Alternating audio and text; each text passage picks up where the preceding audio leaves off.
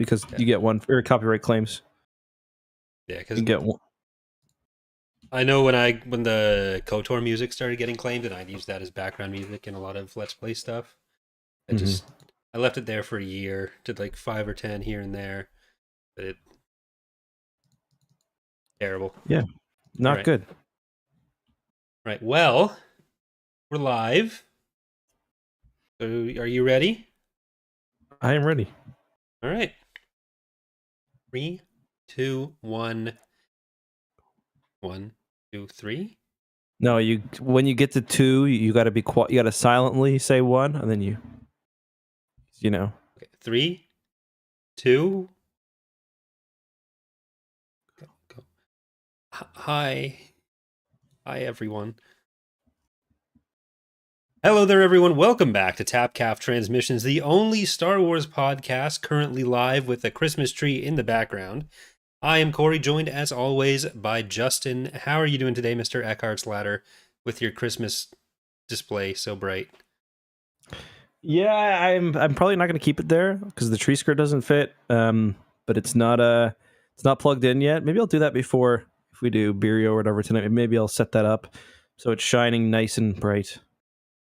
I mean, is it going to stay up until May again next year? I don't want to spoil it too much, but depends if it makes me happy or not. I feel like it just went away, and now here it is again. Yeah, it's ready to impress viewers with its lushness. It looks like it hasn't aged a day in those 3 months it was put away. Well, you know what else hasn't aged a day? No, you don't? You're not going to venture any guesses? All right. Well, the Star Wars novel, Star Wars, the New Jedi Order, Enemy Lines, Book 2, Rebel Stand. So that's going to be our topic for the day. We're going to be talking some more New Jedi Order. The return of one of your beloved characters. I clapped. I don't even know if we're talking about the same person anymore. But we'll find out, I guess. Well, kind of, but like I was referring to the return of your character from Star Wars: The Old Republic, Tall Man. But oh yeah, no, that's not who I was referring to. That's a good. There's like 2 different Tall Man in this one. Yeah, well, one is explicitly called Tall Man the whole time. But isn't Han called Tall Man when he's in disguise? I don't think it's quite the same. I think he's just called a Tall Man, maybe. Yeah, that's not the same. There's a big difference between being a tall man and having people just refer to you as Tall Man. Tall Man was a legendary character. He was arguably too tall for this world. Yeah. So he's been retired. You recreated that in the Old Republic for a very brief window where we played that game together. And now he's been lost to server history. So I'm sure he's still around. Well, are you ever going to log in again? He's lost to server history. That's a good question. In my entire life, will I ever log on to the Old Republic? Probably not. Maybe once. Maybe when they're shutting the servers down. Oh, it's going to be like that Halo 2 thing where people just logged on and started playing games until I'll be the tallest man on the server when it closes down. Fair enough. But before we get into our NJO discussion, any big news you would like to cover? Big announcements? Not really. Anything on your end? I mean, they asked the guys if the KOTOR remake, if there's any news, and I forget which company is it? Embracer. Yeah, and the guy was like, every time I talk, it's a front page headline. So he didn't say anything, and people are taking that to be positive news. Yeah, okay, so it's still on it's still on the list of games that they haven't canceled, which for Embracer is shorter every day. Yeah. But at the same time, get the fuck out of here with saying, like, oh, whenever I say anything, it's headlines. Because you haven't announced anything in 2 years since you showed a 5-second trailer of Revan coming out of the shower. People are interested in the game, and the companies that are making it are being shut down. That's a little bit of a headline. So yeah, I'm sorry if we all want to make those 60-second clips on it, saying that, oh, the CEO said, it's not dead yet, maybe. But it's a refresher, but yes. Yeah, like refreshers aren't that steamy. People care because they want to play this game. So like Well, why are you getting pissed? You should be lucky. Consider yourself lucky to have this. Yeah, this is the little life vest that might help keep one of your companies afloat. Like, Yeah. oh haha, we bought up half the industry and now we have to shut it down because we shouldn't have done that. Oops, tee. But Oh, our game is so bad that Sony's pissed. Tee hee hee. well, that's not really in his control. That's you own that many companies, they make their own decisions. Sometimes you got to let them leave the nest and do a vertical slice that doesn't please Sony. It happens. I guess so. The problem is that vertical slice keeps getting taken out of Embracer, and there's very few slices left. So gotta keep that spreadsheet going For sure. Well, yeah. So that's I don't think there was much else in news. It's very, very, very quiet right now. All the Star Wars people are gone into hibernation for the winter. Unlike past years when in December we got the new movie coming out. Daddy's getting that nice December ad revenue. Not gonna happen this year. No, I guess there is sort of a small bit of other news to talk about in that, like, there's rumors to possibly mention, but I think both of us would be mentioning these rumors to shit on most of the sources for said rumors. You want to? Oh, you mean about the Mandalorian season 4? Well, I mean about Pedro Pascal potentially being tapped as Reed Richards. Oh And then yeah, right. having a bunch of outlets that reported as if this is like confirmed when their own article even just says sources say that maybe he's been contacted. And like, even if it turns out to be true, like, you can end up being right and still be terrible at reporting things. And like that, we do not do results-based analysis here. We do, were you reasonable in what you said about the thing you said with the information you had at the time? And no, those discussing film should be deleted from all outlets. Yeah, discussing film, culture, crave, and it's gotten even worse since Twitter's monetized. Like, they got 14.4 million views on this post they put out, so that's like a few $100 probably, because Twitter is ad revenue is awful, of course, because the site's a white supremacist hole of bullshit and bots. I posted today, by the way, about I posted, does anyone have contacts at Facebook? I'm desperate to get an issue sorted and there's no humans to talk to. Fuck. It got 124 quote retweets. Every single one was a bot. And then I had probably another, like, my messages, I have 60 pending messages. I had about 100 comments besides that, and then 120 quote retweets. You tell me Elon can't get this shit together? Every time I post anything, I have naked women, bots posting pictures of naked women. Like, I don't know a whole lot about computers, but I've been looking at the same pair of breasts in my replies for 6 months. Are you seriously telling me there's no way to screen those particular tits out of existence on Twitter, at least? Like, it's ridiculous. So, well, those pictures aren't that person's pictures, right? So it's not the bot that does it. So whoever got their pictures stolen and being used without authorization, they might be cut off from their work, presumably in some kind of sex work. That's how it gets taken, like maybe OnlyFans content creation or something. And then they're not going to be able to post their content anywhere because they've been banned for having it stolen. So I can understand how that in particular is difficult, but talking about how you've gotten rid of all bots, when no, the bots are actually there's more of them. The bots are significantly worse. I was actually curious about what the scam is, because I thought it actually led to an OnlyFans account. So my guess was that it was maybe fake OnlyFans with stolen pictures, but I just clicked on one and it has the OnlyFans logo, but it also says that I'm getting a 70% off sale. Oh, also, she lives in Dartmouth, Canada. That's where I live. That's convenient. Funny. Wait, I can DM her on OnlyFans about making content?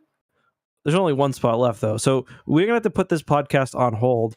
I got some business to take care of. Oh my! I might have told this before on the podcast, almost certainly on X2, but in grade 3, when because we're old enough that computers were like a lot of teachers were still learning how to use computers in class. So our class computer got installed, and there was one for our class. The teacher goes on, was trying to show us how to use the internet, gets one of the pop-ups saying that she'd won like 5 grand or something, just fucking screams and runs to the office to try to call the number because it gives you a phone number Oh my to claim her God. prize. Jesus Christ. She was like probably, I mean, I was in grade 3, so I thought she was super old, but she'd been Yeah. there for a few Probably like years. 35. Yeah, I think she was at like 20 years teaching. So I probably would have said, if I hadn't thought about it, like 60, but that really probably means she's like 42 or something. Yeah. Yeah, it was. That is my only memory from elementary school that's worth anything. Um, one thing I guess we're kind of broadly talking about media. One thing that I really enjoyed is all the response to the new Madame Web trailer. Have you seen that before, or have you seen it? Yeah, I've seen Anyway, part of the trailer and a lot of the you've probably seen discourse. the mom. You know, she was it with my mom researching Yeah. spiders right before. Anyway, I was looking at that shitty culture crave tweet, thinking about how their site should be deleted. When I saw in like the related tweets, it was like in the text from like you wouldn't download a car, and it was like you wouldn't go to the Amazon with my mom when she was researching spiders right before she died. It's true. I wouldn't Yeah, do that. I wouldn't do that. Well, unfortunately, no Star Wars trailers to talk about, unless the ones that I've been recommended on my Google News page for from Darth trailer are to be believed. So that's all blocked now. But Mhm. yeah, so I guess we'll move into Rebel Stand now. The second of Allston's NJO entries, following up from last week or 2 weeks ago, I think, our discussion of the first part of the Siege of Borlaus. Wedge Antilles and all our rebel heroes are holed up on Borlaus, one of the staging points for most assaults on Coruscant in Legends, and they've been given a suicide mission: hold the planet as long as possible. He doesn't want to commit suicide, though. He wants to kill some Yuzon Vong and then leave.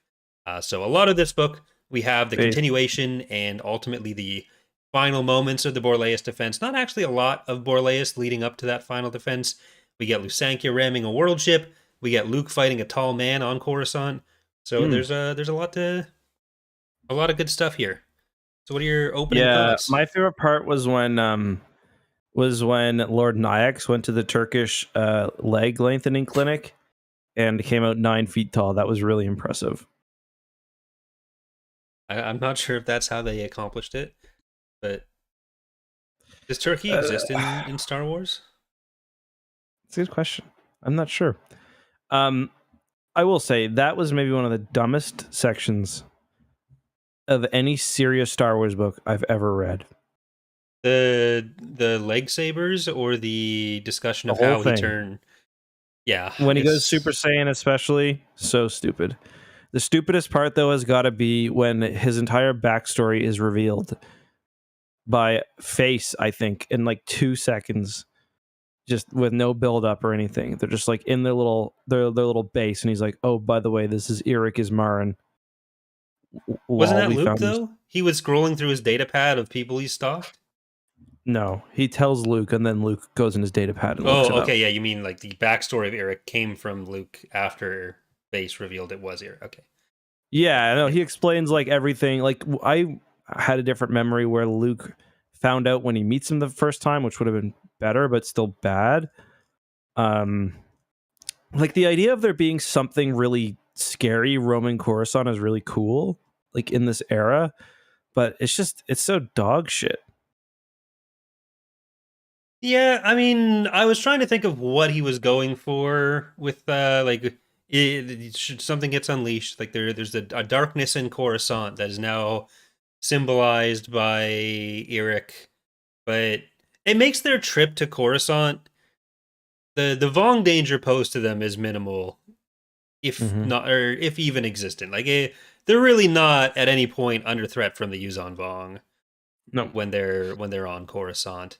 And to a certain extent, it feels like it distracts from other elements of the story because like the first probably 3/4 of the book is just going between uh, Luke and Mara inserting to Coruscant with the Wraiths and Tahiri and trying to find what this disturbance is that Luke's felt.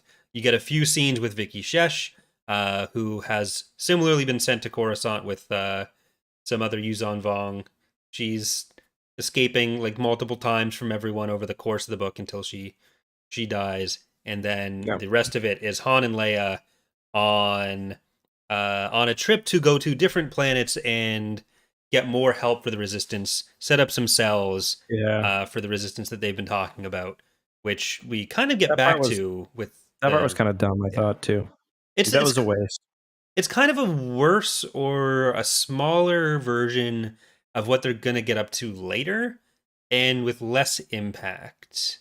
Well, it's like they leave these planets and it feels like nothing realistically has been accomplished.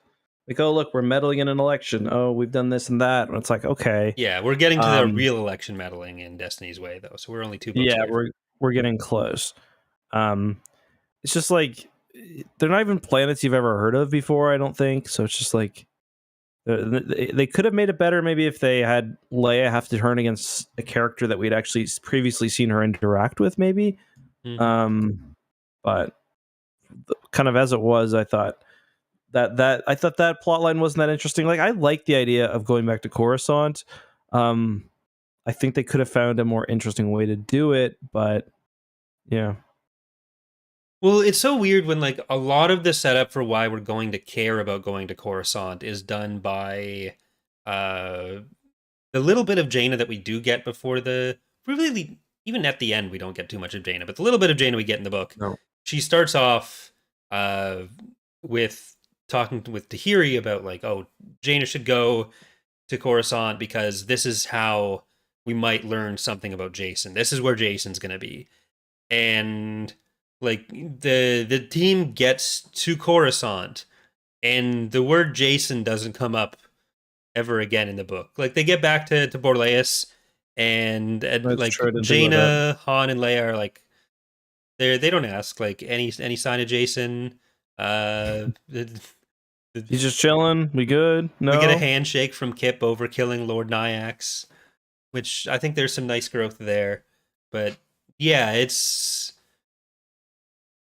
it allows Luke to have the moment of like learning that he needs to stand in the way of these unstoppable enemies, and that's the Jedi way to fight without like Yeah, ever being aggressive, and that's nice for him.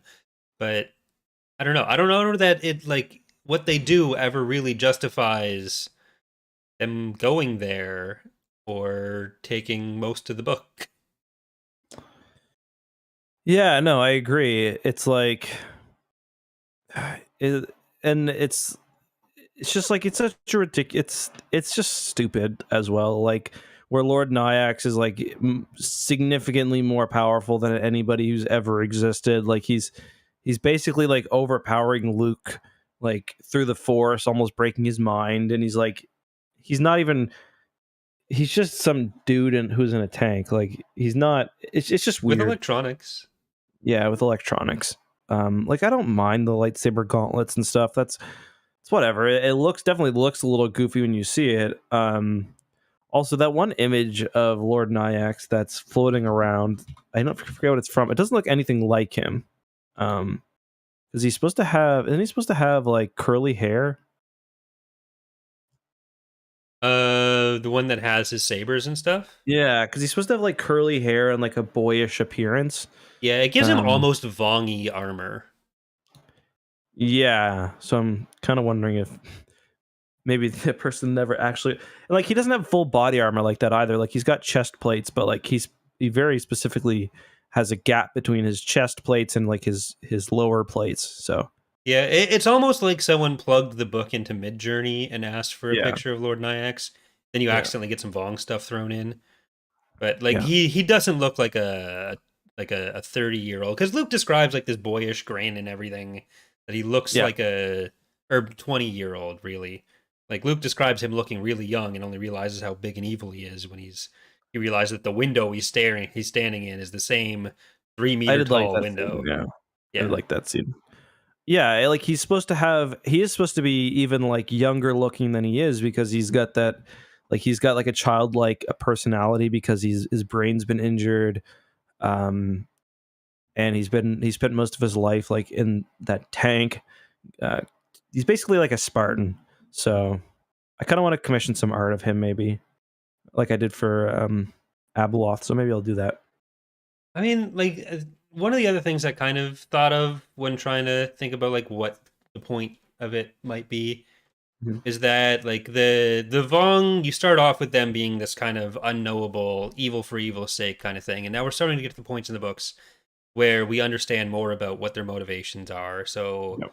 like it kind of exists to contrast the Vong with like Nyax as this just pure evil going for the evil source kind of guy. Yep. And especially when there is some examination of like what the Vong would do, or Vong psychology when they're going Mhm. through the path.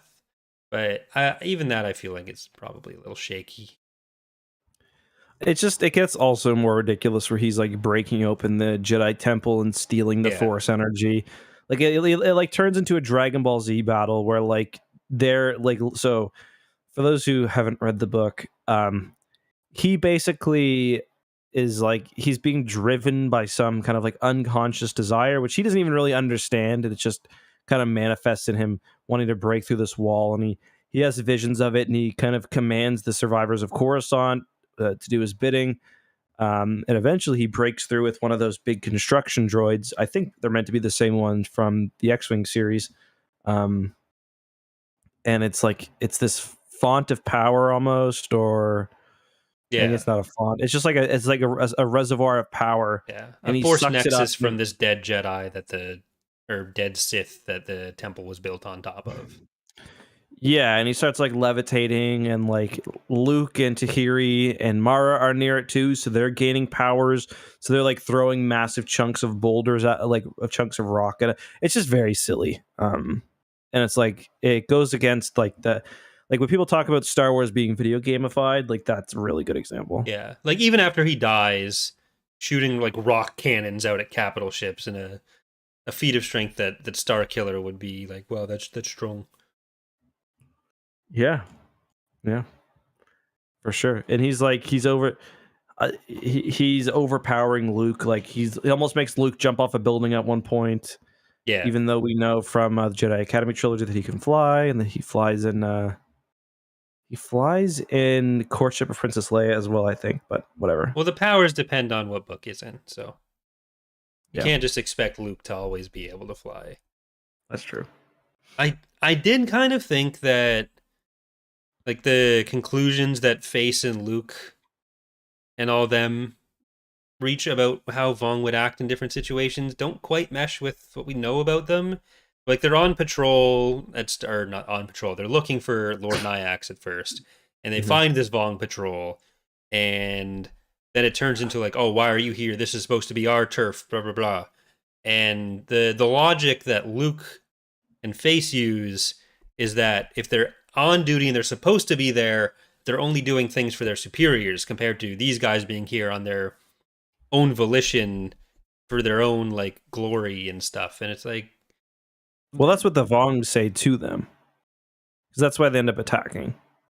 yeah, but the that take doesn't really make much sense to me because like No, I the agree. doing what their superiors want, like the Yuzon Vong are supposed to be like the This caste government is based, the yeah, yeah. it's caste based. The leaders have the they're acting with the authority of the gods. So your orders are the gods' commands essentially, or if the orders are worth following, it's because it's in line with what God wants. And then that kind of doesn't fit with this psychological profile they're putting together. Yeah, I agree. I guess the only thing is like they are very like willing to kill each other and fight Yeah, but over that's slight like like offenses to each other. So for that I could see it like, but yeah, I generally agree. And like especially if Luke had have been a higher ranking Vong yeah. member. But Like I think the rank should be the important thing there, rather than trying to argue that like Yeah. The fact that they were working for the superiors made it less valid. Yeah, I agree. Because there was another. Because like the other part of it is they have the starfighter chase at the end, where Hmm. Chariot Crawl, this individual thinking like skilled Yuzon Vong fighter pilot that Chulking Law, the leader of the Vong forces at Borleas, he's chasing Jaina and he's kind of cursing the idea that like the Vong aren't able to communicate with each other in their fighters. They're only directed by the um, the Yamisks. The war coordinator, yeah, Yeah. the Yamas. And so like part of what the Vong are usually modeled as is this like this cultural fear almost that would have been even stronger in the 90s of like, oh, this is this collectivist thing. They don't care about the individuals. They only want to do this group stuff where they're subsumed by Communists. it. Yeah. And so it doesn't quite jive with the earlier setup of like they wouldn't want like the what they're doing for the superiors is less valid. Yeah, we are starting to see like some cracks. Like, it's pretty clear to me that like Savong Law, um, sort of believes in the gods, but Yeah. like at some points, it's pretty clear that he's kind of just paying lip service to it. Yeah. Like, he never really feels like he's actually been cursed. He always thinks there's some other reason. Like, even if he does have this same affliction that the what's it Shamed called? ones. The shamed ones have. He thinks it's for another reason, and he ends up being correct. Yeah, like we do get a lot more of like no one at the top believes the stuff, but there's Yeah, always that belief among the warriors, the shamed ones, the intendants and stuff that, or maybe not the intendants, but yeah, the part of why everything starts falling apart is because that like very strict hierarchy starts crumbling and there's more indications that what people are being told isn't quite what's going yeah, on. yeah, Because yeah, like Nen Yim makes some more cameos here. She's always a yeah, fun character. She saves his yeah. arm. She's got to be one of my favorites. I think she might be my favorite of the Yuzon Vong characters because I'm trying to think of the other ones we've had. There have been a few that are getting turned into more of their own character. Like Nominor had been around for a while as I'm kind of surprised how little he appears. I thought, kind of having not read it for a bit, he'd be in it more, but he's kind of not. he'll be more common in the coming books because like I think in Trader he's really present, and from there on he gets even more present because all the Shamed One stuff Yeah, is done through him. hmm, So he becomes more of a point of view character than he has been. hmm. Yeah, But that makes sense. I was I think is it EBAC 9 that Savong sticks around till? I can't remember when he dies, to be honest. Well, his dad doesn't live now, so No, that's sad. He didn't even want to be there. So no. the Vong are losing their best military mind to a giant pokey spear. Yeah, he should. He was like they're losing the brain battle here. He's like their big military commander, and he's gone. He's also completely outplayed too. So how smart was he really? Yeah, I have more sympathy for him after last book where it was clear that he thought the whole thing was stupid. Yeah, But and at least he was realizing what was going on earlier than everyone else, but still too late, obviously, uh to really make a difference. But like with the little bit we get of Borleas in this book is despite that being kind of the core plot it's like line the of the last. two. Yeah, it's like the last 1/8 of the book, maybe. Yeah, like we get the actual battle with the ramming of the domain hull or world ship by Lusankia, and we get like hints at the preparation until then. But there's It's maybe one purposely or two vague though as well. scenes. Yeah, they don't really tell us what's going on. We get hints at like Eldo David, the captain, is saying, "Oh, I'm going to pilot the biggest single Starfighter. fighter." Yeah, Yeah. And like I think we get maybe 2 scenes with Jaina and Jag and Kip between the start of the book, like when Luke and Mara leave, and then the battle. Because even in the Yeah. battle, we get a bit of point of view from Jaina, but it's not really super plot relevant. It's just part of the broader tricking of the Yuzan Vong into Jaina's new method of like making them think that missiles are the ships they're fired from using Yeah. transponder They codes and stuff. Gravity um signature. they have that thing in the new Jedi Order where once a character has their central like conflict resolved, they sort of can move to the back a bit. Yeah. Like you could say the same thing happens with Kip. Mm-hmm. It happens in a way with Han, and not that he ever becomes a background character, but like once they get that shit figured out, their motivations become pretty simple. Like Han and Leia stop fighting, they're done fighting. Yeah. Han and the kids stop fighting, they're good. Jaina has went through her thing, she's good. Kip and Luke, they're good. So yeah. Yeah. Yeah, that's true. Like we get the conversation about how like Kip is going to open up more to them now. He shakes Luke's hand, and then we really don't get too much more No. opposition from him forever after this. Yeah. No, he's pretty chill from now on. There's kind of this stuff in like Legacy of the Force or Fate of the Jedi, I think, where like the Jedi are all snapping at each other, and I think even in Legacy of the Force, but like Yep. And that's Legacy of usually the Force, between people rather than Luke being the target of the bullshit. yeah, because in Legacy of the Force, they're trying to figure out to what degree they're going to face off against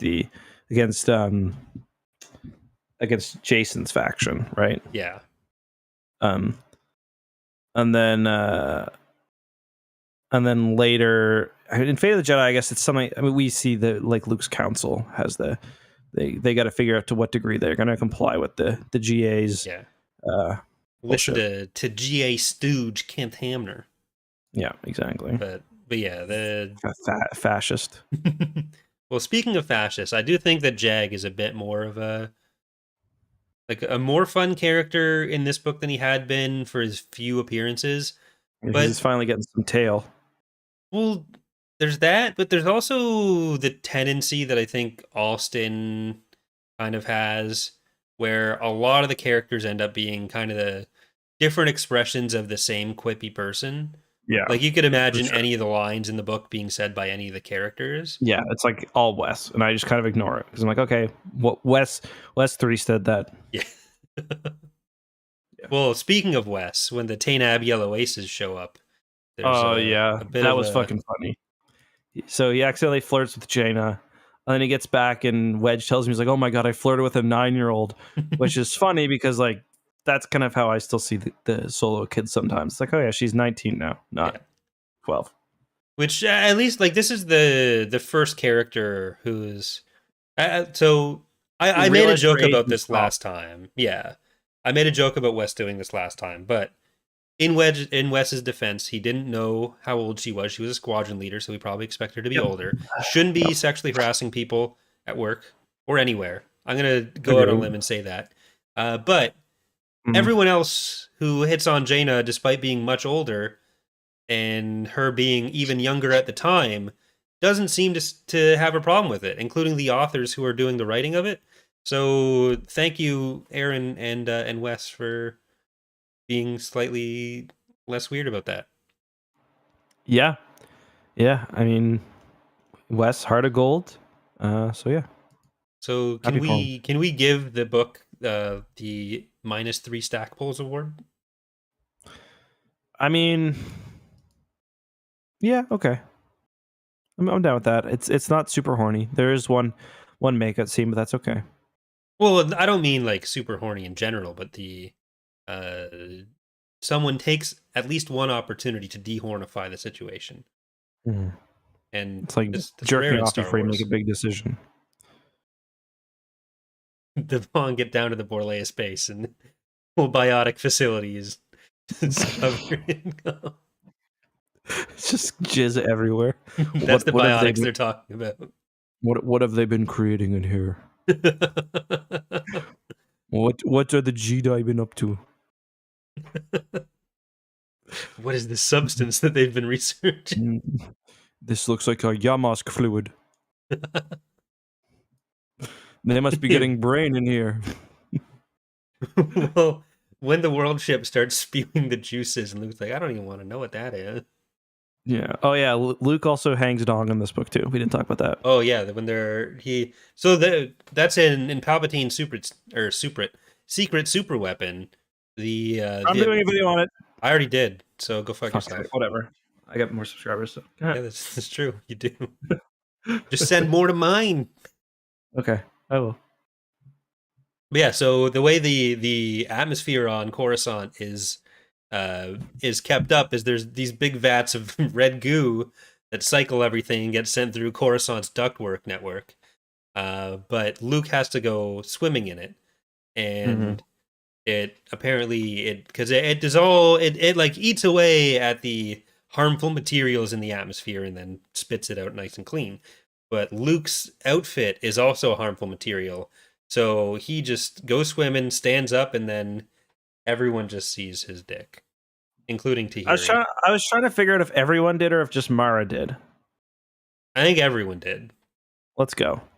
Because Tahiri turned away, and I think Kel made a joke about it. Kel or Face. It's hard to remember who does what specifically. Okay, I thought Mara made a joke about it. Okay.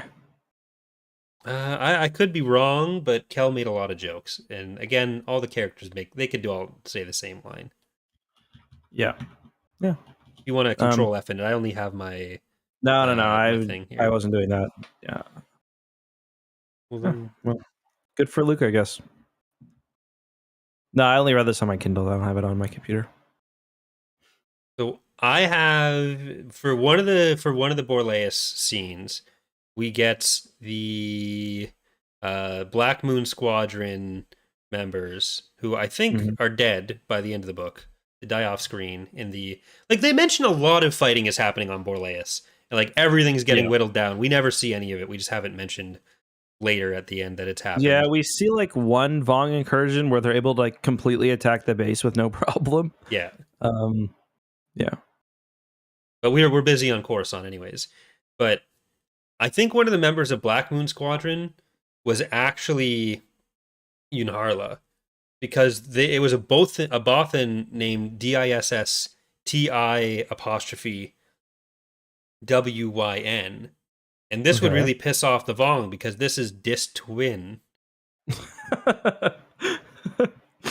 I didn't pick up on that. But I think he's dead by the end, so maybe not. But they really should have been putting that up as the Yunharla, the goddess trickster.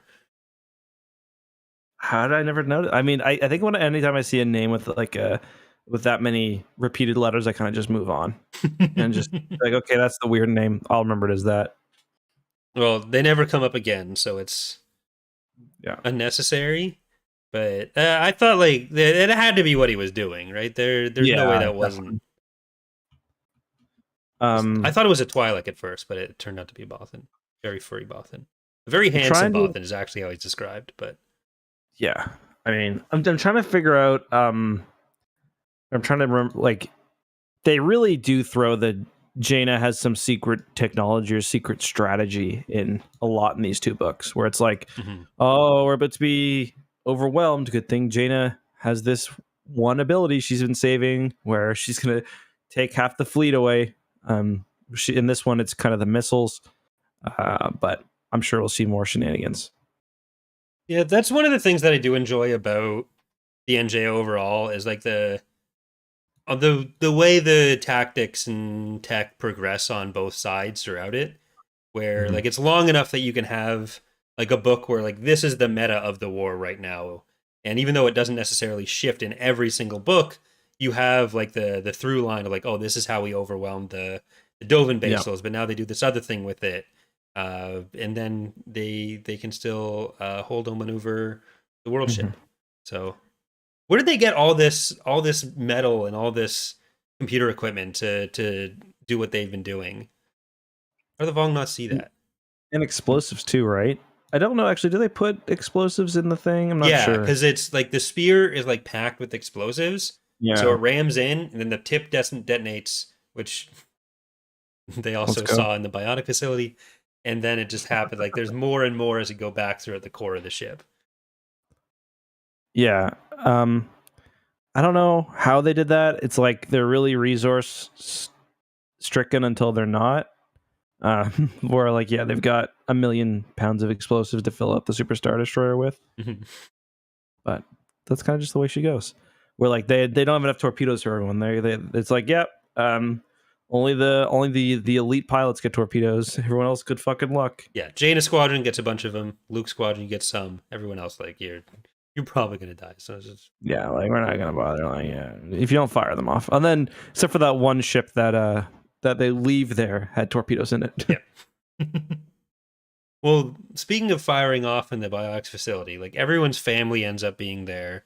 Like Wedge is always thinking about Iella, Luke and Mare are always together, Han and Leia are always together. But like what is Tycho's relationship just cover for Winter and Akbar? Like he's never mentioned her, right? Never says her name. No one asks if he misses her. I don't think he's seen her in years. Have they even been established at this point as in the canon as I think together? so, because like it's in Destiny's Way, isn't it? Where Akbar is back, and yeah, but then Akbar says to Tycho, "Winter's on hers," and everyone claps or something.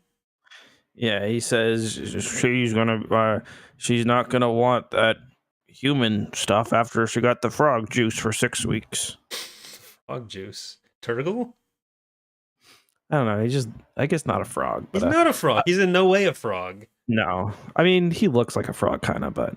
Yeah, but yeah, like Tycho's. I think he lives with Wedge. They've just loved each other ever since. I do like how Tycho and Wedge are always together. He's just the one reliable guy where like for those who didn't read the X-Wing series, Tycho was like it was thought that he was brainwashed. He wasn't. Wedge is the only one that sticks up for him, and Tycho pays it off time and time again. Yeah. I mean, until Legacy of the Force, when they get ripped apart a little bit. Yeah. It happens to everyone eventually. What was I gonna say? I forget. Yeah, it's that's that's why I'm glad. I don't remember how much more Wedge is in the series, but it was nice to have him back, and also flying a starfighter. He takes out like everyone 8 coral skippers and one of those giant war beasts with like no problem. Yeah, don't fly so close together. And then Gavin tries to give him lip. That little guy. Yeah. What a loser. Yeah. Just a little baby. He's still just a little baby. Towards the start, I think Wedge is kind of in the Garmbel Iblis situation after this, where he's mentioned as being somewhere doing something, but I don't know that he shows up directly all that much. Probably more than Garm, who I don't know that Garm did get a name drop in this book. Yeah, I'm sure he's at Coruscant or at Ebac or Mon Cala or something, but I don't remember if he appears again. The one time I remember him appearing is I think in Fate of the Jedi when Luke goes off with Ben. Oh, you mean like ever again in the future, or just no, NJO? No. I was talking about just NJO. Okay. I was just thinking because I'm sure he's in the Legacy of the Force. Yeah, he's all over that one. But I remember in Fate of the Jedi, he's at the goodbye party when Luke gets banished for a bit. Yeah, he's just a little exiled. He's still good. Yeah.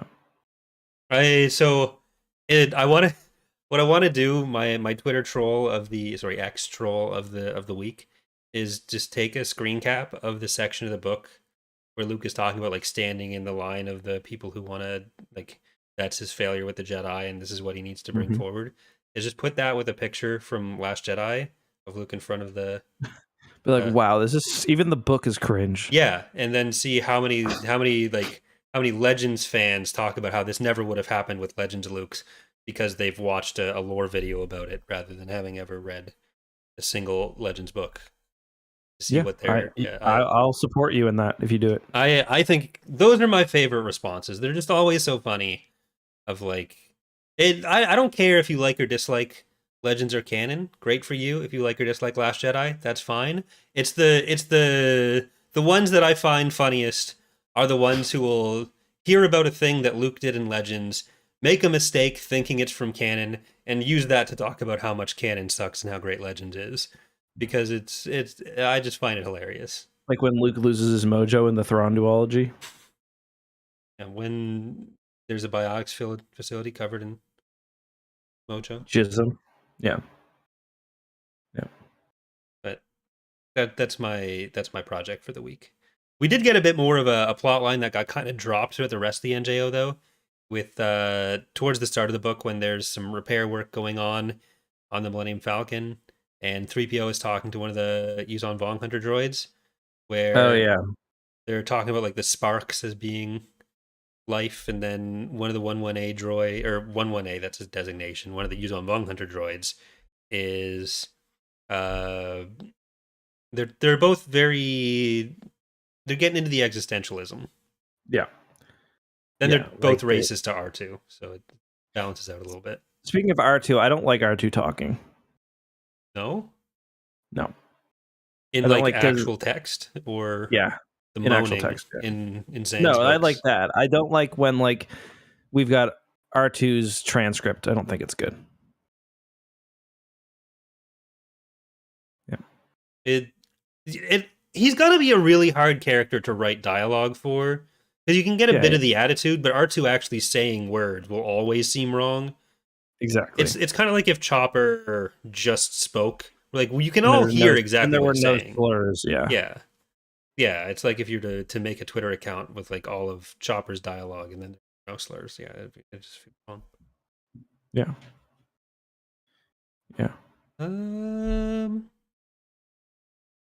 The other note I had about the Coruscant stuff is we get another cameo by the Voxen. They're showing back up. They're not doing too hot. No, they're like it's like Santa's little helper at this point. Yeah, there's the first one that seems like he's doing okay, then he's dead, and a new one comes in, and it's even worse, where they're all kind of failing without their queen. Why can't they just? It's like one doesn't even want to like bite at like the ankles of the Vong handlers. It's like, oh, this one's fucked. Do you think they depopulated Mercure for this? Like, did they take all the Voxen or Cornskers? I don't know. Maybe it was like secret lore that they lost when the world ship blew up because they don't have internet. I mean, this was the Voxen were arguably the most successful thing they've done. They keep getting their asses handed to them by Jedi in different situations. Sure, they lost the Voxen Queen, but they killed a Solo doing it. That's worth a lot. And no one at any point in this, no one at any point in this thinks like, check the backup drives. Yeah, they were just too spooky. They're like, we can only make something this spooky once. Yeah,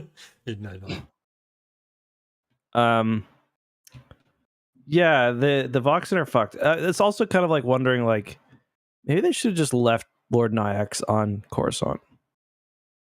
Well, he was eating all the regular people. You can't just let that happen. But can't you? Like, for now, you probably can. Like, he's not doing more damage to Coruscant than the Vong are right now. Yeah, and like they're like they've got hunting parties set out to kill him, and like they might eventually, but he's going to kill a shitload. If they don't kill Nyax, Jason Solo lives and doesn't become a Sith Lord. Okay, lay it out to me. All right. So, Nyax, all-powerful on Coruscant, he goes to the World Brain and kills the World Brain instead of Jason having the ties to it. Jason not doing these secret meetings with the World Brain. He lacks a little of the harder parts of his torture with Fergier. He doesn't have as many opportunities for Lumaya to corner him, because a lot of his weirder stuff happens when he's like heading away from other people, and a lot of those trips are going to the World Brain. So he's kept on the right path. If Nyax is there, you don't have Gannerazode becoming the Ganner, or whatever the fuck his thing was when he was Yeah. protecting everything. The whole timeline's different if Luke doesn't waste his time going to Coruscant to kill this guy. Yeah, I think that's fair. So bad choice, Luke. I mean, he might have still had visions of the future that disturbed him enough to want to become a fascist, but maybe not. Well, some of that was coming from Crate, right? And Crate eventually coming in there. And White Eye, we don't know exactly what White Eyes was doing. We'll never know. I think it was like a Yu-Gi-Oh card or something.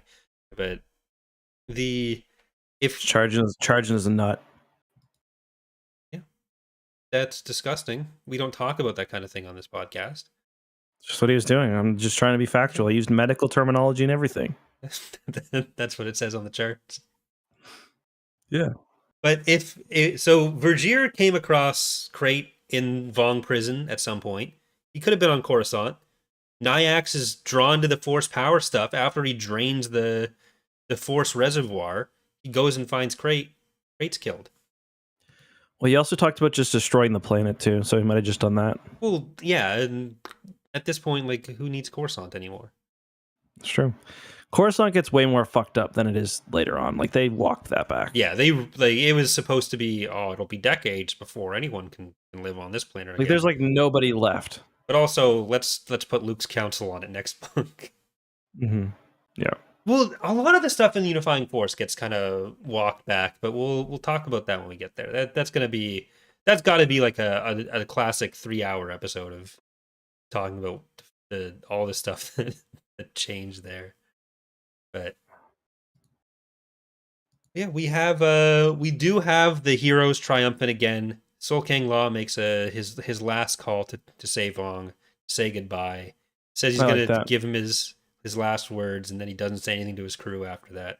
A little disrespectful to them. Yeah, he doesn't even tell them to like shoot the escape pods or anything. Yeah, well, they don't. I don't think they have escape pods. Well, he says, "Should we abandon ship or something?" Like one of his. I think they mean like jump out of it. Oh yeah. Well, I'm sure they've got like not escape pods, but like jelly sacks that are grown in sack labs. Bounce across the system until they get somewhere. Exactly. Does this Vong technology just suck? Like, do they have a way to make a call from like point A to some other?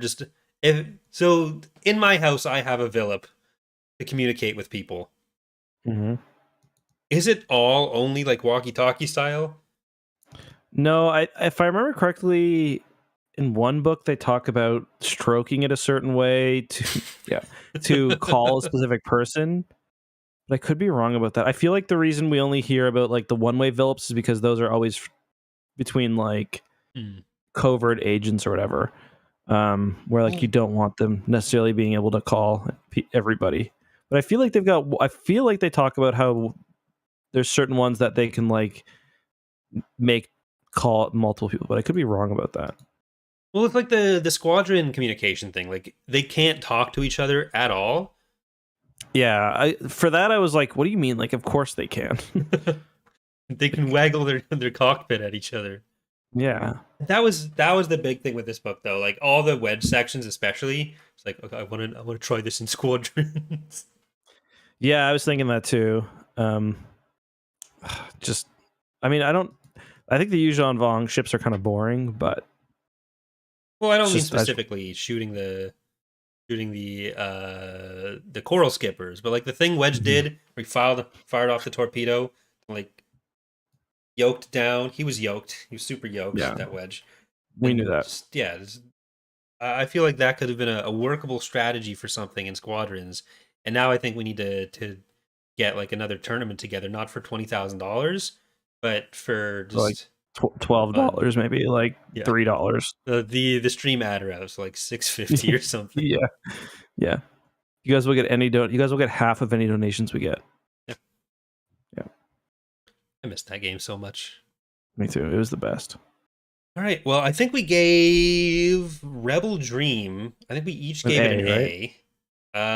Where are we landing with Rebel Stand? Unless there's another topic from the book that you would like to bring up. No. I think this one's a C for me. Didn't do much for me. Yeah, like I enjoyed it, but I just like it's fine. I think I'm low B, high C is probably where I'm landing as well. Yep. So which one? I think the thing I'm gonna write on the spreadsheet is C, but when we do our next like go through and see which decisions we disagree with, maybe it moves up a bit. I forget every single New Jedi Order book we read. They all start to meld together, so I'll never reread a re-rank a New Jedi Order book. I don't That's think. fair. A lot of this one melds. Like when I think about this, I forget so much of this book in its specifics, and then just anything that I remember tends to be from the prior one. Yeah, I really just think of the Emperor's Spear. Yeah, Emperor's Hammer. That's kind of ironic that the Emperor's Spear sticks out. The Emperor's Hammer doesn't, even though it's in. Yeah, I mean, I definitely like Emperor's Hammer more. I think that's the orbital bombardment is just cool. Yeah. I think there was one other thing, but I don't remember what it was. Oh, yeah. I guess it's the end of the Resistance, but that never really comes up again, does it? No, we'll be back to government status pretty soon. Well, thank you all for listening. Thank you all for watching. Thank you also, Campiv, for the donation. Very appreciated. Maybe we'll take some questions next episode. Yeah. So next week, here's what what our layout looks like for the next little while.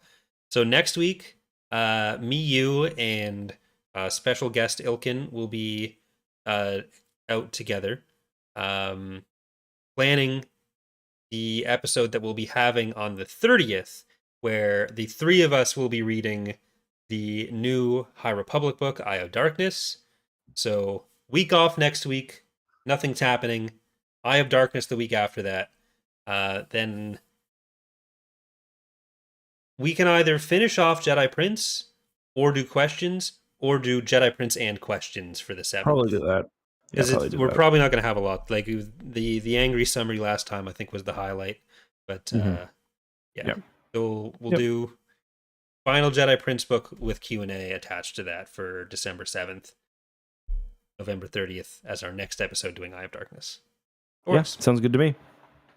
All right, and then maybe by December 14th we'll be talking some Traitor. It's a short book, but it's a good book. So yeah, we're getting there. I think we're on the way through the new Jedi Order. Thank you so much for watching.